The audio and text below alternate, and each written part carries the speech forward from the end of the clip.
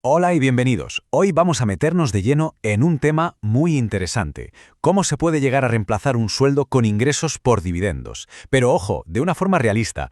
Vamos a ver un sistema claro, un paso a paso, para construir esos flujos de ingresos que dan tanta tranquilidad. Seguro que esta sensación le suena a mucha gente. Esa ansiedad, ¿verdad? De depender solo de una nómina y tener siempre esa espinita clavada de que no es del todo segura. Es una preocupación que está ahí, constante. ¿Hasta cuándo da de sí un sueldo? ¿Nos protege de verdad de los imprevistos o de la subida del coste de la vida? Y es que aquí está el meollo de la cuestión. Un sueldo parece algo muy estable, pero en realidad es bastante frágil. Muchas veces, y esto lo vemos todos, no sigue el ritmo de la inflación. ¿Y qué significa eso? Pues que con el tiempo, el mismo trabajo compra cada vez menos. Es una verdad un poco incómoda, sí, pero es justo lo que empuja a buscar otras fuentes de ingresos, más allá de esperar una subida de sueldo una vez al año. Vale, pero vamos a bajar esto a la tierra. Para que no sea solo un sueño en el aire, es fundamental tener un objetivo concreto. Para este análisis vamos a poner una cifra sobre la mesa: $2.900 al mes. Esto viene a ser unos 35.000 al año. Es una cifra interesante porque para muchos hogares ya cubre los gastos básicos y de repente la idea se convierte en una meta financiera de verdad. Entonces, ¿cuál es la solución que vamos a explorar? Pues los ingresos por dividendos. A ver, para que se entienda fácil, es como ser el dueño de un piso que tienes alquilado. Los dividendos son básicamente esos cheques del alquiler que te llegan todos los meses. Es dinero que las inversiones pagan de forma regular y que permite vivir de esas rentas sin tener que tocar, sin tener que vender el capital principal. Fijaos en la diferencia, porque esto es clave, es un cambio de mentalidad total. Un sueldo, al final, es cambiar tiempo por dinero. Se depende de un jefe, de una empresa, y exige un trabajo activo todos los días. En cambio, los ingresos por dividendos vienen de ser propietario de algo. El control es propio y lo que generan es un flujo de caja pasivo. La diferencia es abismal. Muy bien, pues vamos al lío. Vamos a entrar en el sistema. A continuación, vamos a desglosar 3 estrategias diferentes. Son como 3 caminos distintos que se pueden tomar para generar estos ingresos. Y cada uno, claro, tiene sus pros y sus contras.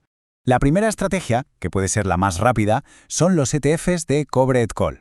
¿Y esto qué es? Bueno, pues son fondos que generan ingresos por 2 vías a la vez. Por un lado, los dividendos de toda la vida. Y por otro, la venta de opciones sobre sus acciones. Es como si la misma inversión diera 2 pagas. Pero claro, como todo en esta vida, hay una contrapartida. La gran ventaja, como se ve aquí, es que el rendimiento es muy alto, ¿eh? Hablamos de entre un 8 y un 12%, lo que acerca al objetivo mucho más rápido. La pega, pues que se limita el potencial de subida.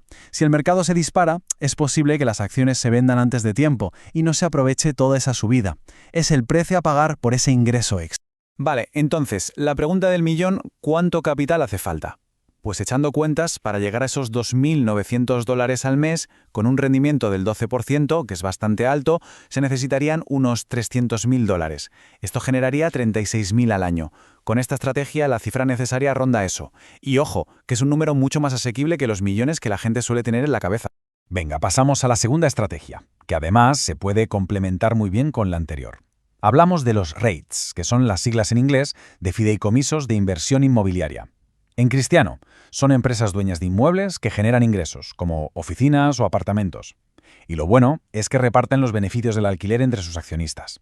Es como ser casero, pero sin los dolores de cabeza. Lo bueno de los REITs es que detrás hay ladrillo, hay activos tangibles, y eso da una sensación de seguridad. Además, los rendimientos suelen ser bastante atractivos. La parte no tan buena, pues que lógicamente están muy ligados al mercado inmobiliario.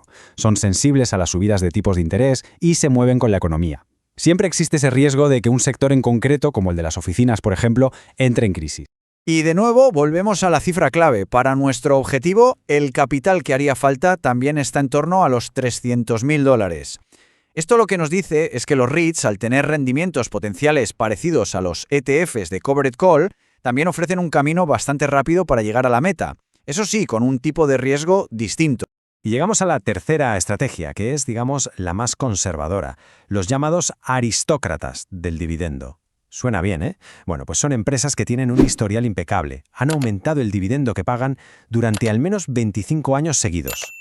Su principal característica es la fiabilidad. Son un reloj.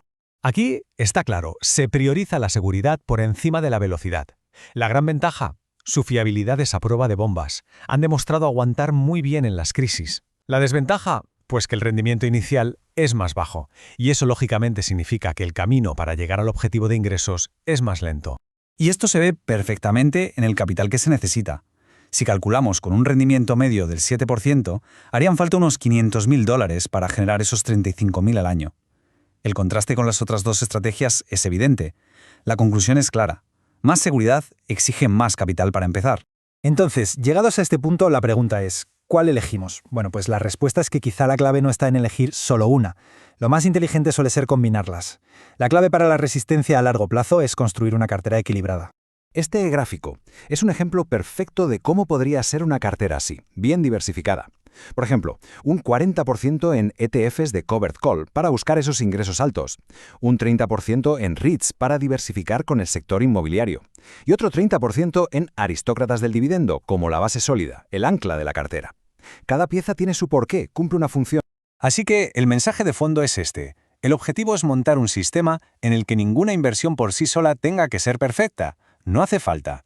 Al combinar las piezas, se reduce muchísimo la ansiedad y se crea un flujo de ingresos mucho más estable, mucho más preparado para lo que venga.